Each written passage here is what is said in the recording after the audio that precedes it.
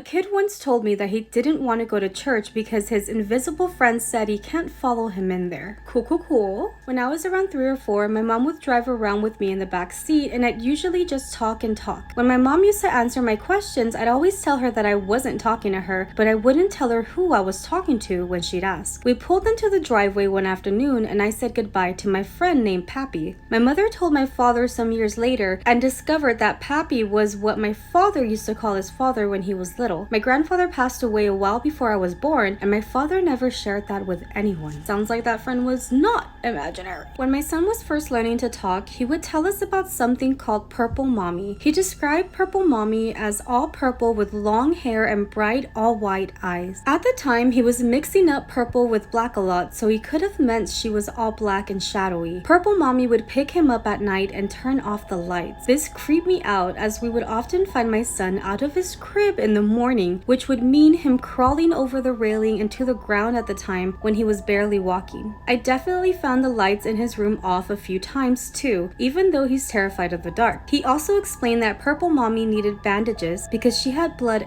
everywhere. Purple Mommy would take her head off, and finally, Purple Mommy really didn't like Daddy. What in the Caroline is going on here? There is an update.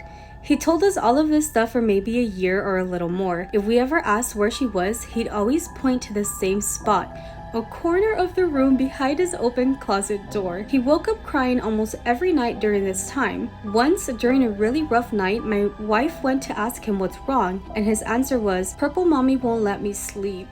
When my daughter was a toddler, she randomly started talking about a man named Don. She always described him the same way and didn't seem scared at all, despite bringing him up every day. She didn't go to daycare and we didn't know anyone named Don, so I had no idea who it could have been. Then one day, she got completely freaked out, wouldn't sleep in her room, and wouldn't walk around the house alone in case she ran into Don. She started talking about how she hated him because he said mean words to her all the time. About a year into Mean Don, we bought a new house. Once we moved, she never spoke of him again. I had an imaginary friend named Derek who was a carbon copy of me. We were completely identical. I played with Derek for years, longer than what normal kids do, but he would always look at my mom and sister with a sense of sadness. Eventually, he went away. We have an update. 23 years later, I was digging through my mom's safe to grab some paperwork she kept for me, and I found a stillborn death certificate for a boy named Derek who shared my birthday. It was only then that I discovered I was actually a twin.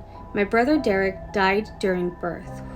I got goosebumps, what the heck? When my son was 3 years old, one day he asked me what happened to the little boy he used to play with. I asked him who he was talking about, thinking he was referring to his cousin or friends from daycare. This happened in 2020, and those were basically the only kids he saw that year, so it had to be one of them. He said, "No, the little boy I played tag in the backyard." Well, there had never been a little boy over in our backyard at the time. I asked if he was thinking about a dream he had, and he was very adamant that there was in fact a boy that he played with multiple times in our yard. And there's an update. I was a little wigged out, but also was thinking, he's 3, so who knows. About a year later, we were driving to preschool and he said quietly to me from the back of the minivan, "Mom, sometimes I see people who aren't there, that other people don't see." I asked what he meant and tried to get him to elaborate, but he didn't, and he didn't seem to want to talk about it anymore. He's now 6 and hasn't mentioned any of these friends again.